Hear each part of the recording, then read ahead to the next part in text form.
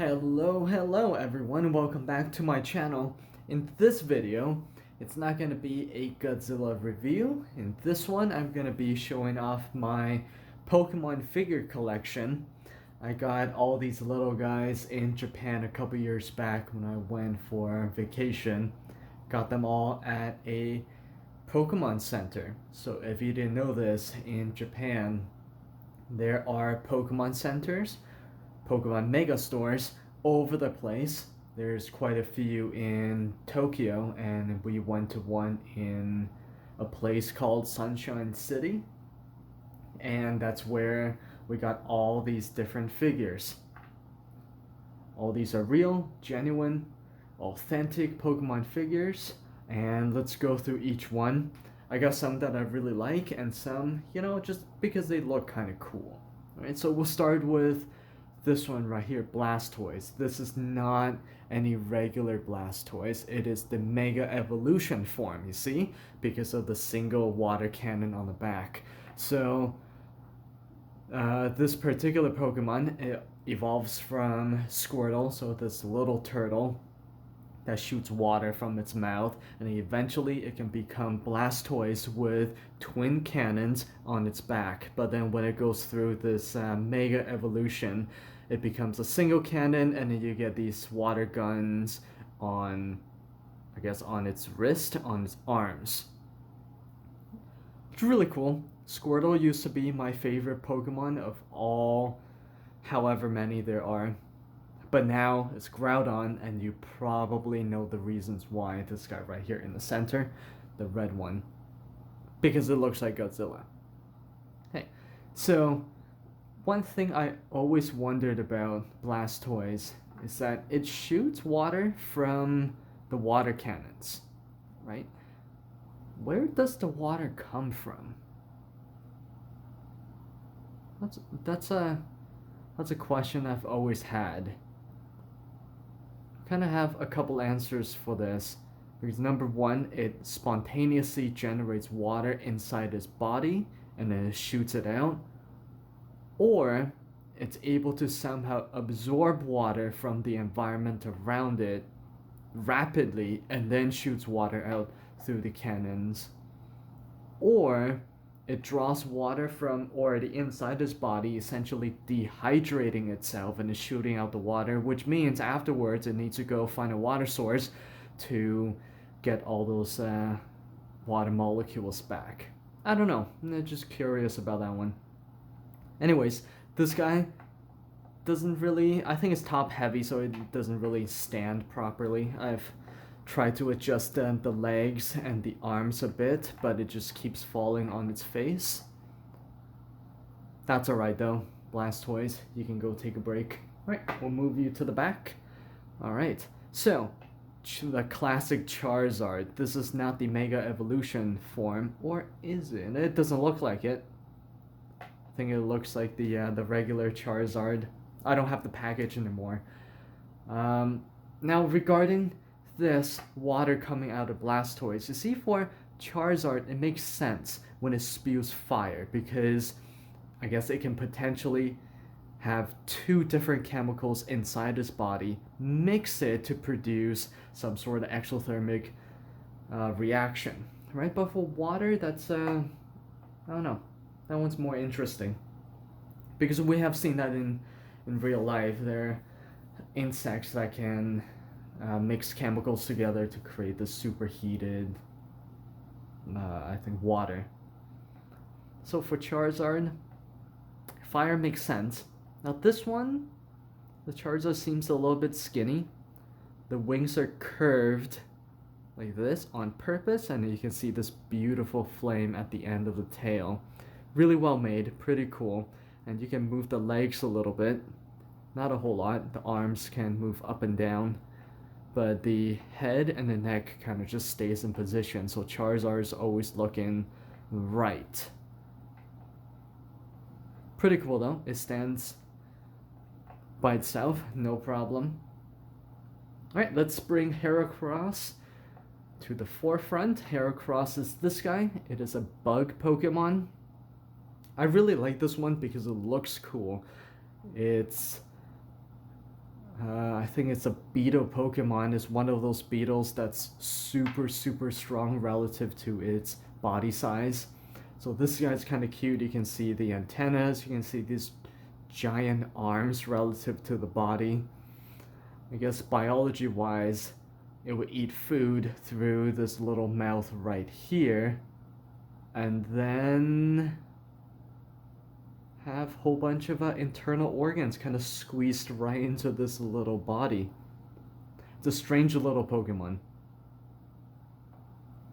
Pretty cool though. And then the yellow shell on the back. I like it. Next, we have this little guy. Oh yeah, Heracross doesn't really stand properly, so if you get this one, you might want to move the arm down so that it can support its own weight. Move this to the back. Mudkip. This one is so cute. It's almost like a replacement for Squirtle. But you know what? No, nothing can ever replace Squirtle. One of the cutest Pokemon out there. But Mudkip is really up there. It's a mud skipper, a type of fish that lives in shallow water and on in muddy areas, marsh areas. Really, really cute. Not very powerful in the Pokemon world. It shoots water and bubbles from its mouth, and that's pretty much it. It's like a water puppy, I guess. But when it evolves, obviously, it becomes a lot more powerful, right? So, the Mega Evolution of this guy, I don't have anything in between. The Mega Evolution of Mudkip is this guy, Marshtomp. And I know, a funny name. And the actual third evolution looks really nothing like this one. This one looks like it's on crazy amount of steroids, right? Giant body, tiny little, oops, it fell. Of course, it's top heavy. It's like a bodybuilder. Really top heavy, tiny little legs, giant arms. Okay, and it fell again. I swear I was not doing that on purpose. It rolls. And little upper body, little lower body, large upper body, gigantic mouth. It's just a funny looking Pokemon. But yeah, it's much, much more powerful than Mudkip. We'll keep these two on the side. Alright, let's get into one of my favorites, Aggron. This is the third evolution of Aggron. I believe it's a metal type Pokemon, and one of the major reasons why I really like this one because it looks somewhat like Godzilla, right? Somewhat. Right? So this guy is covered in really tough plates. It's supposed to have really high defense, a lot of hit points. You can move the arms up and down. And this one, the balance is it looks like it's top heavy, but the balance is quite good because I think the tail right here counteracts the weight. So that's pretty cool. Here's a nice little close-up. The eyes are really well painted too, so that's really neat. Alright, let's move all these guys back. Bring the legendaries to the front. So these 5 right here, these are some of the legendary Pokemons in the Pokemon world. We'll start with Kyogre, this giant whale. So Kyogre is just a whale. Well, not really just a whale. It is supposed to be one of the most powerful Pokemon there is in the entire Pokemon universe. And I don't know. It looks like a whale with 4 fingers or digits on the fins. On this figure, you can move the arms up and down. You can rotate it 360. Same thing with these tail fins. You can really move them. As a Pokemon, I thought, it's okay. It's a whale. It spews water. I mean, how powerful can it really be? Right? It's got these really cool tattoos, these cool looking tattoos on the fins. Yeah, not much else to say about this whale. Doesn't belong in Marineland, definitely. Right? But it's a whale. Let's go with Rayquaza, a giant flying snake in the sky. Really cool green. Two little fangs on the front. It almost looks like it got punched in the face and lost the front teeth in the center. You see right there? Right? But I think those are supposed to be fangs. Really skinny. Supposed to be very powerful. I guess it's a snake, so it's supposed to be skinny. But it's a snake with 2 arms. I guess that didn't really evolve away. Cool looking Pokemon. I really like the green and the yellow markings on this particular one. Alright, let's go with Palkia. So this Pokemon is supposed to be one of the trios, Palkia, Dialga, and there's another one that looks like a giant centipede. I don't remember the name. But this one, I believe, is supposed to be able to bend space, and Dialga is supposed to be able to bend time. I might have that reversed. But this one I really like because it also looks almost like Godzilla. A little bit, the shape of it, right? You have kind of the fins, the little head, giant body, giant legs, and then the beautiful tail. The color scheme on this Pokemon looks really cool. To me, the arms on this figure, you can move it a bit up and down. The legs, you can move it back and forth. It does look kind of like Godzilla with the little helmet plus wings. Really neat. Supposed to be very powerful. And then we have Dialga, which looks like a horse with a tail and then a tail fin, and then the chest plate, and then somewhat of a mask. It's just a really strange looking Pokemon. So honestly, you know, the first 151, the classic 151, those are amazing, right? But then now there's over what, 600, 700 Pokemon. They get weirder and weirder. That's all my opinion, of course. I think after like the 300th one, they're starting to look more like Digimon than actual Pokemon. I don't know, that's just my take. I really like that first 151, right? The OG, the original. So this Dialga is supposed to be able to control time. It's a horse that controls time, that lives in space. Okay.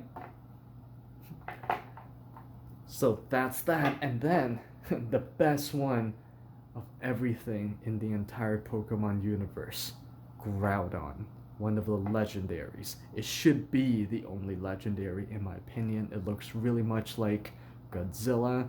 It is a ground type, even though I think it should have fire mixed in there, but this, according to the Pokedex, it's a ground type. Really cool looking. Giant hands for grabbing onto enemies, right? You got spikes on the side. I think these spikes are kind of silly, because then it's gonna have a hard time scratching its face, right? It's always gonna be poking itself in the hands and in the arms. But then who's gonna attack it from the side? I don't know, side defense. Alright, cool. Groudon, really cool looking. Nice little tail that curves upwards at the end. It's got these multiple spikes at the end. Nice marking. Little legs. Really cool mouth. Here's a close-up of the mouth and the eyes. Right? Look at that. Look how cute that is. Just a really cool figure. And the best Pokemon there is, Groudon. Right? And that is my entire collection so far. When I get a chance to go back to Japan, I'm definitely gonna pick up a lot more figures. It's a lot more expensive on Amazon and in Canada to purchase these things. So yeah, I'm gonna wait until I go back to Japan for vacation to pick up definitely a lot more than just these few. And I hope all of you enjoyed this video. This is my Pokemon collection. And if you found this to be informative and found it to be fun, make sure that you click the like button and subscribe to the channel. And I will see you all in the next video. Have a good one, everybody.